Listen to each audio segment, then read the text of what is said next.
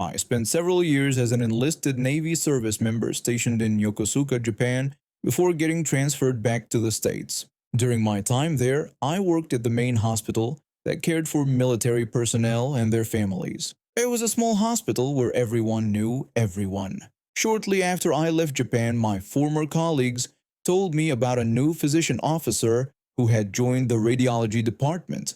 They complained he was horrible to work with, but that wasn't unusual. What was unusual was what happened next. One day, someone found a letter this officer had left on his desk. They took a picture and sent it to me. The letter was a formal request to be moved from enlisted housing to officer housing, and what he wrote was downright offensive. For context, military housing overseas consists of apartment complexes called towers. In Yokosuka, there are 9 towers, with 2 designated for officers. Since enlisted personnel vastly outnumber officers, housing assignments depend on availability. If you don't apply for housing on time, you get placed wherever there's space. This new officer had been assigned to an enlisted tower, which happens occasionally without issue, but the contents of his letter were shocking. I asked my friend if they had seen what the officer wrote in his housing request. My friend replied that they knew about it and couldn't believe it. They offered to send me a picture. His letter said things like, "I have many valid objections to living in a building of almost all enlisted and even many lower enlisted being an officer. There is a lot of crime, violent actions, drug use, and alcoholism that happen in enlisted housing. There are also sexual assaults and other perverts. I have a good-looking family, a wife and 2 daughters aged 3 and 4. They are prime targets to be victims for these enlisted deviant activities. Officers are much more respectable, and these types of deviant activities are incredibly rare compared to the deviant activities of enlisted being commonplace. My children need to make friends with other officer children. My wife needs to make friends with other officers' wives.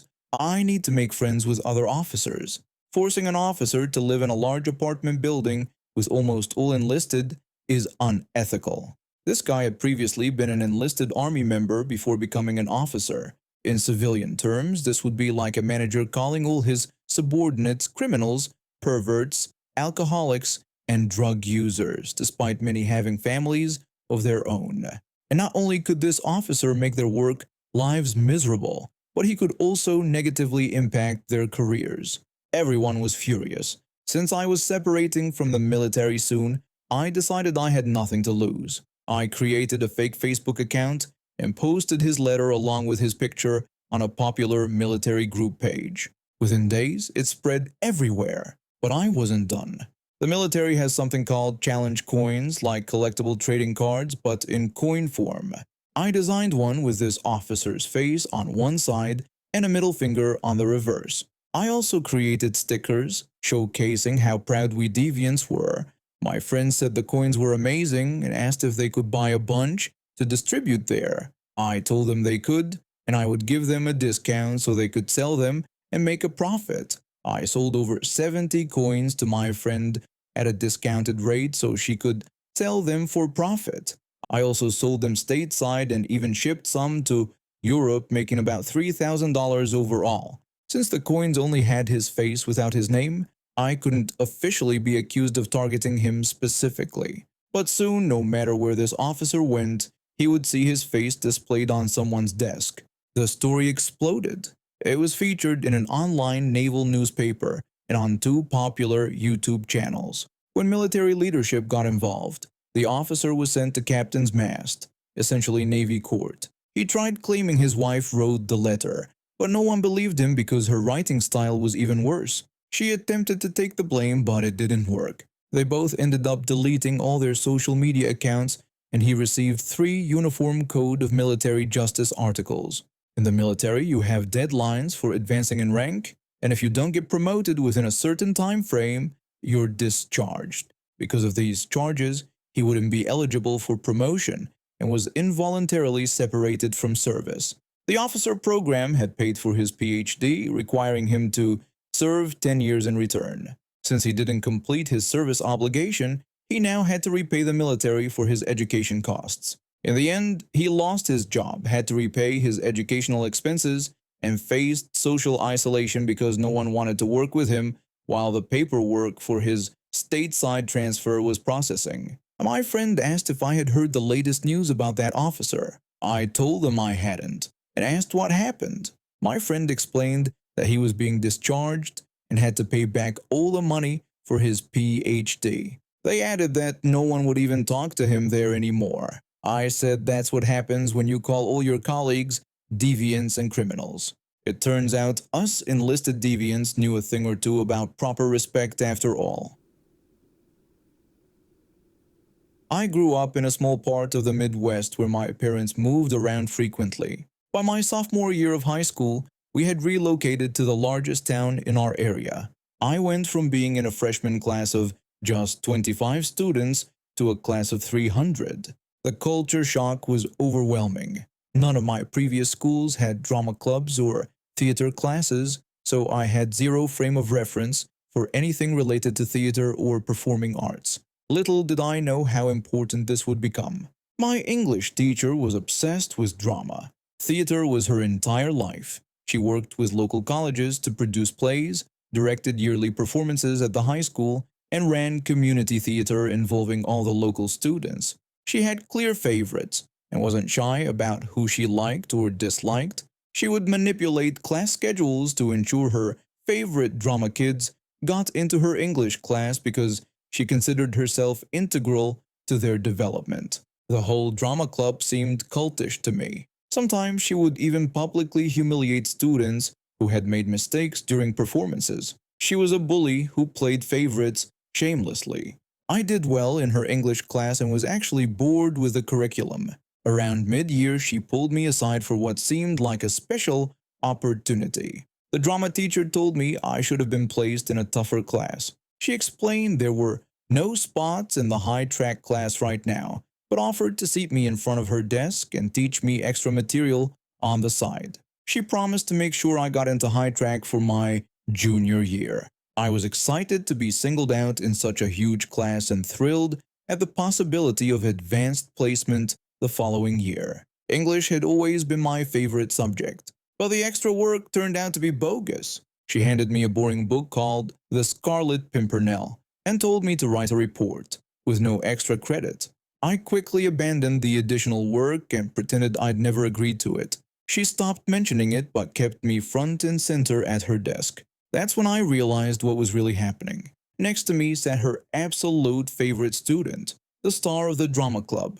Let's call him the Golden Boy. She had been coaching Golden Boy since middle school and would constantly tell us he would win an Oscar someday. They had a bizarre routine.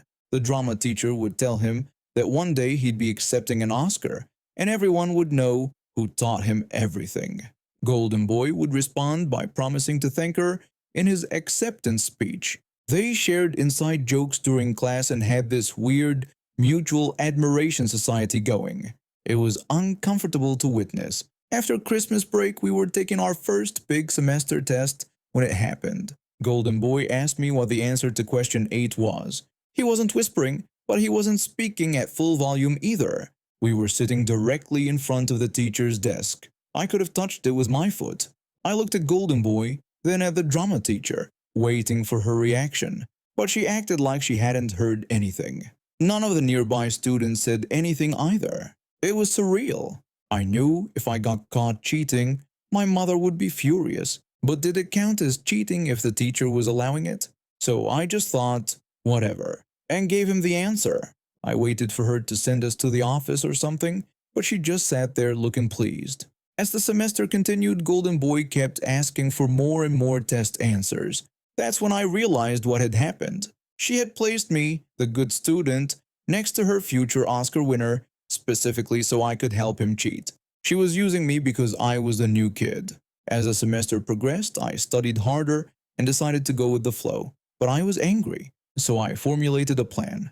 I started whispering answers to Golden Boy before he even had to ask, and would angle my paper so he could see it better. All semester long, I made his cheating experience smooth as silk. The drama teacher seemed thrilled that I had figured out what she wanted. Then came finals time. Our school followed a university model, with finals heavily weighted toward our overall grade. For the final exam, I gave him completely wrong answers. Absurdly, obviously incorrect answers. All while the teacher sat right in front of us. Golden Boy must have long ago stopped engaging with the class material because he wrote down everything I said without question. The drama teacher must have been screaming inside as she listened to me, feeding him wrong answers, but she never flinched or raised her eyes. She never indicated she knew what was happening.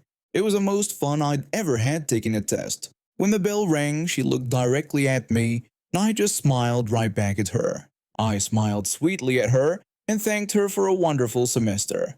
I've always wondered what she did about his test. There's no way she flunked her Golden Boy, despite how badly he must have failed. She got her revenge, though. I was never allowed into AP English or high track English for the rest of my high school career. I was angry about it, but it was worth it. Golden Boy ended up going to New York to pursue acting. He got a few minor roles, but ultimately went nowhere in the industry. There was someone else in that class who actually did make it big in Hollywood. It wasn't Golden Boy, and it wasn't me. Just a quiet kid who sat in the back of the class. I don't think I ever spoke to them during our time in school. They were introverted and not someone you'd expect to succeed in Hollywood. Now, when I see this person receiving accolades, I raise a toast to Golden Boy, future Oscar winner, and the drama teacher who almost coached someone who made it. That must really burn her up. The drama teacher would often say that one day everyone would know she trained an Oscar winner. I would think to myself that it just wouldn't be the one she thought. I'm a 26-year-old physician assistant student, and I've had my share of I don't work here moments. Two incidents from the past year still make me laugh. The first situation happened during my pediatrics rotation last year. Our office team decided to treat ourselves to sushi at a small local spot for a late lunch around 2 p.m. It was just the three of us. My classmate in teal scrubs, our medical assistant in hot pink scrubs, and me in black scrubs with my stethoscope tucked into my front pocket. The restaurant was empty since the lunch rush had passed. The servers were all in their mid-20s wearing the store uniform, white undershirts, black t-shirts, and black pants or jeans. We were seated in the first booth right by the entrance. As we were finishing our meal, two guys who looked to be in their mid-20s came in and sat in the booth next to ours, passing by us on their way in. We didn't pay them much attention as we continued chatting about our morning patients. When we were ready to leave, I got up to wash my hands before heading back to the clinic. As I walked past their booth, one of the guys stopped me. The first guy asked me to check on the edamame he had ordered a while ago, wondering if it was still coming out. I initially thought he was talking to a server behind me, so I looked around. There were no servers in sight. That's when I realized he was talking to me. I stopped, turned to them with a smile, and told him that I didn't work there. I watched as the guy looked at my face, then down at my scrubs, then noticed my stethoscope. His expression shifted from confusion to embarrassment, his ears turning bright red. I continued walking toward the bathroom, but I could hear his friend laughing at him. The second guy told his friend that I was a medical professional, not a server. The first guy replied that he didn't know. After washing my hands, I walked back past their booth. They stopped me again, this time to apologize. I told them it was no big deal and that I hoped they'd get their edamame soon. When I rejoined my team and told them what happened, we all laughed about it. The second incident happened just a few weeks ago. I was on a time crunch with only 2 hours to find farewell gifts for some colleagues. I was dressed in a black crop top, black leggings, and my favorite Avengers-themed Crocs. I ended up at a bookstore about an hour before closing, looking for the perfect book for a colleague who loves reading. I hadn't been to this bookstore in years, so I was completely lost. After searching through the shelves for what felt like forever, I finally found a suitable book. I called my boyfriend to let him know I was on my way home soon and that I was heading to the register to check out before the store closed. While still on the phone and speed walking toward the registers, I heard someone saying, "Excuse me." I ignored it at first, assuming they were talking to someone else, but then I realized there was nobody else around. Not wanting to be rude, I turned around. A man in his mid-30s was looking at me. The man expressed his frustration about looking for something I couldn't quite hear, complaining that the staff kept moving things around, so he couldn't find what he was looking for. I looked at him, then at my phone where my boyfriend was still on the line, then down at my outfit, then back at the man. I told him that I didn't work there. Instead of apologizing, he asked if I could help him find it anyway. I was taken aback by his entitlement. There was no way I was going to help someone who couldn't even apologize for their mistake. I declined, saying that I had gotten lost in the store myself and then said goodbye. His face showed confusion and offense as I turned and continued my journey to the checkout. My boyfriend asked what that interaction was about. I explained that it was just another person thinking I worked everywhere I go, joking that it must be because of my helpful face. I've learned two things from these experiences. First, people really don't pay attention to what retail uniforms actually look like. Second, some people feel entitled to help regardless of whether you work somewhere or not. At least these incidents make for funny stories to share with friends. I'm sure it won't be the last time someone mistakes me for an employee, but next time I'll be ready with an even better comeback. I'm in my mid-40s with a teenage daughter who's passionate about theater and music. For the past few months, I've been juggling work, household responsibilities, and supporting my daughter through countless rehearsals for her high school musical. I've attended every practice, arranged transportation, and even volunteered for the Musical Boosters group, working shifts during intermissions and pre-shows. My husband and our two sons have been notably absent throughout this entire process. Despite my daughter's dedication and hard work, I only asked them to attend one performance out of the 4 total showings, once for parent night and 3 regular performances over the weekend. It seemed like a reasonable request to show support for her accomplishment. They agreed to come to the afternoon showing on the weekend. I was relieved that my daughter would finally have her entire family present to support her. The first act went well, but during intermission, my husband said he wasn't feeling well and thought we should head home. When I asked what was wrong and if he was okay, he said he was just tired and hungry and didn't think he could sit through the rest of it. I pleaded with him, mentioning that the second act was only about 35 minutes long and asked if he could stay just a bit longer. I told him our daughter would be devastated if he left now. He said he really didn't feel good and thought we should go. I pointed out that everyone else's family was staying the whole time, and they would be giving hugs and flowers at the end. I told him that if he left, it would just be me there for her again, and asked him to stay. Despite my pleas, he decided to leave anyway and took our sons with him. I was upset. After all the work my daughter had put in, all the hours of practice, all she wanted was for her family to be there for one complete performance. When she came out after the show and saw only me waiting, she looked disappointed. Later that night, we had an argument. I told him that what he did was selfish and asked if he couldn't sit through another 35 minutes for his own daughter. He said he wasn't feeling well. I asked if he felt well enough to drive home and make dinner when he got there. I said he just didn't want to be bothered. He said I was overreacting and claimed she didn't even notice they left. I told him she noticed and had asked me where they all went as soon as she came out. The argument ended with neither of us backing down, and the tension lingered throughout the week. Fast forward to this weekend, when my husband asked if I wanted to go see the musical at his school that weekend, suggesting we could all go as a family. He couldn't sit through the last 35 minutes of his own daughter's performance, but now he wanted us to sit through an entire musical for students we didn't even know. I refused, explaining that I didn't want to sit through someone else's whole musical when he couldn't be bothered to sit through his own daughter's performance. He said I was being hateful and claimed it wasn't the same thing. I asked how it wasn't the same thing, pointing out that he was asking me to do exactly what he refused to do for his daughter. He then turned to our daughter, ignoring me, and asked if she wanted to go with him, offering to take her. He added it would have to be the Sunday matinee because he didn't want to drive at night. My daughter reminded him that she had voice lessons on Sunday and couldn't miss them.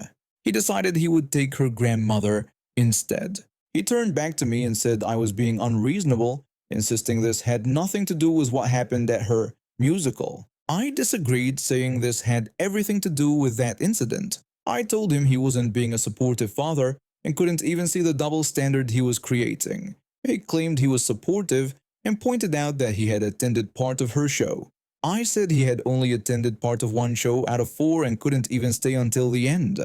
I asked why he now wanted us to sit through an entire performance for students we don't even know. This argument was just the latest in a pattern that had been escalating over the past few years. His lack of support for our daughter's activities while expecting us to support his interests had become a recurring issue. I started to realize this wasn't just about a musical, it was about respect, consideration, and being present for the people you claim to love.